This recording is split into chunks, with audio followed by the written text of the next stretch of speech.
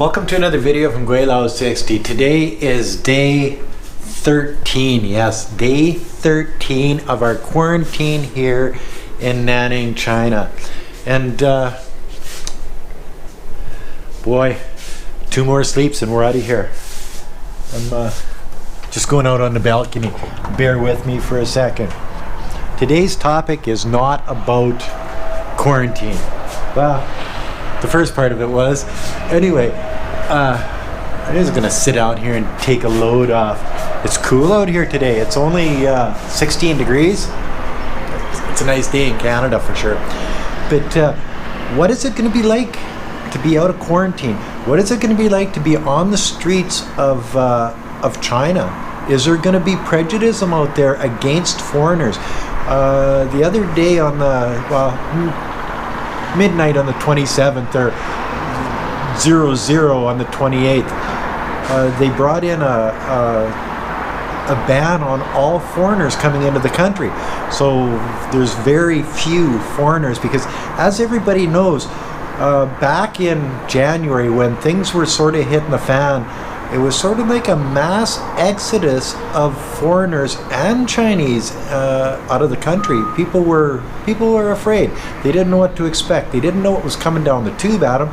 So better to be safe than sorry. Some people went back to their home countries. Wei Fong and I went to Thailand and hung out with Alex and the boys. Yeah, but after, I don't know, about 6 weeks in Thailand, everything started to settle down here in China, and then everybody came back. Well, not everybody. Some people came back, but they couldn't come back because they put a ban on after the morning of the 28th.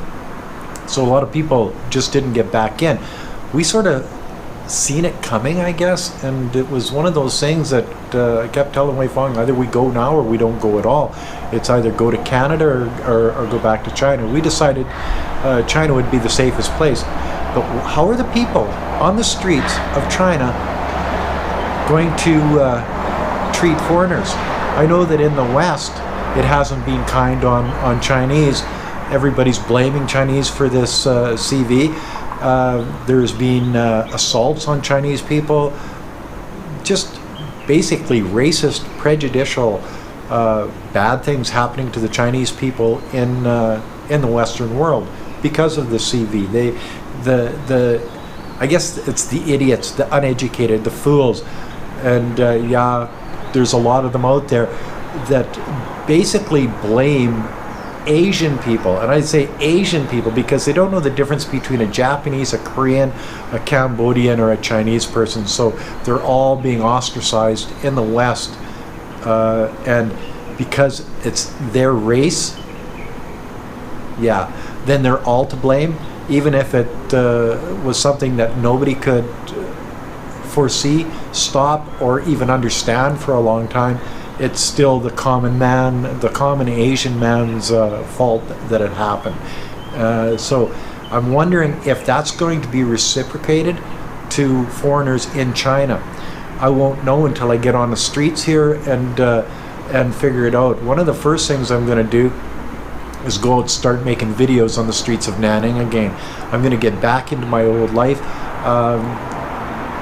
Not tomorrow morning, but the next morning, and it's about 2:30 in the afternoon. So it's not even 2 days before we're out of here. This may give me a new glimpse into the new China, though, if there is that, I don't know, fear of foreigners, because as everybody knows, China's pretty well cleaned up the CV here in mainland China. There's really no community spread anymore. All of the new cases, or 99.99% of all of the new cases of the CV in China, are coming from overseas. A lot of students, Chinese students, are coming back. Schools are being shut down, and they figure, well, it's safer to be back at home in China than it is to be in the United States or England or Canada or any of these countries around the world that just don't seem to have a handle on it the same way as China does. So all of these young students are coming back, and as they come back, a lot of them have been infected. So there's a quarantine, there's hospitals, there's all of those things that are happening, and they figure that's about 90% are actually Chinese passport holders, and the other 10% that come back that have been found with the CV are actually foreigners like myself, coming from places like Thailand or Canada or the United States. It's not just the students that are coming back. People that work abroad, their businesses have been shut down. They've been laid off. They've lost their jobs because those businesses aren't open anymore. Have gone bankrupt because of this CV, where people aren't going to restaurants, people aren't going to shops, people aren't buying, people are staying at home. They're not traveling. They're not using gas. They're not buying cars. They're not. You know what I mean? It's like one of those things that the rest of the world is fast. Moving fast into a recession, and when you've got that, then businesses close down and those jobs just aren't there anymore. So a lot of these people that are in places like Canada under permanent resident status, that work in Canada and come home every once in a while, they're coming back too.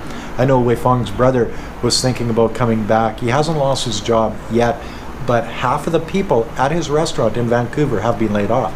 So that just goes to show how many people are being affected by this so-called recession that's coming about because of the CV. So they're coming back, and now the one plane, one company, one country, once a week is the new policy. So they're regulating the number of people coming into the country, which is, I guess, a good thing, because if it's just everybody coming in all at once, how do you regulate? How do you make sure that people aren't falling through the cracks? Everybody's got to be quarantined that comes into China. Everybody's got to be checked for CV. Everybody's got to go through the same motions into a hotel room, like Wei Feng and I, for 14 days. No contact outside. All of these things. If you got 20,000 people coming into Shanghai alone, or 20,000 people coming into Beijing alone from foreign countries in a day, there's not that many hotel rooms. You know what I mean? 20,000 times 14, you do the math. So the idea that now one airplane from one country or one company can go to each country once a week. So there's a flight to Canada, a flight back once a week. Just think the price of those flights, guys, holy smokes, through the roof. But people are willing to pay it to come back. Maybe not to go over to Canada, but to come back to China. Isn't that weird? People were leaving China here 2 months ago, 2.5 months ago, and now and China was looked at as the unsafe place. Now everybody's coming back to China thinking China is the safest place. And I tend to agree with them, just for the fact that I'm here with my wife. If I didn't believe this is the safest place in the world, I wouldn't be here. I'd be someplace else. But China has taken care of this. But then back to the feeling of the people on the street. Okay, the Chinese people, Chinese students, the Chinese businessmen, the Chinese that were working abroad come back. They're going to sort of fit right in because they're Chinese. You can't tell a difference, type thing. Sure, they'll have to go over their quarantine and whatever, but once you're out of quarantine, everything is going to be fine. It's that white face walking around, smiling with a camera in your face. How am I going to be taken by the Chinese people? How are they going to look at Gweilo walking down the street with the camera in his face? Are they going to say, "Oh, you shouldn't be here, go home, we don't want you here"? Or are they going to open their arms like they have in the past and welcome me in, be kind, courteous? I really don't know. That's a tough one, and I'm going to be making a video here probably in the next, say, week, and I'll let you know exactly how it works out.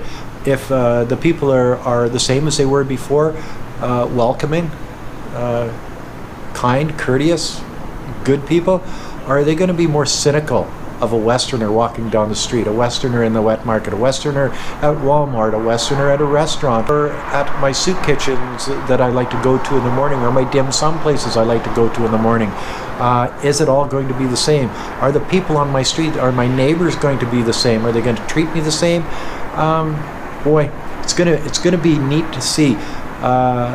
I'm pretty sure that I'm going to see some prejudice out there. I'm going to see some cynical people, but how widespread is it going to be?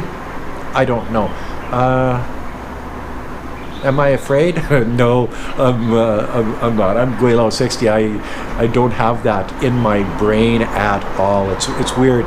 That's why I travel around the world and see things and do things and whatever. People say I've got a really good adventurous life, and I have to agree with you. Yeah, I do. We always see the good in things, and we like to travel. We like to do new things. We like to meet new people, and I look at this as just another adventure. And something that even if there is a little bit of prejudice out there, if people are angry with me or don't treat me as nice as they used to, I'll just work on it and hopefully they'll get over it and we'll just go back to normal. Anyway, that's another video from Gweilo 60, day 13. Oh, I'm so sick of being quarantined, guys. I just don't like it here.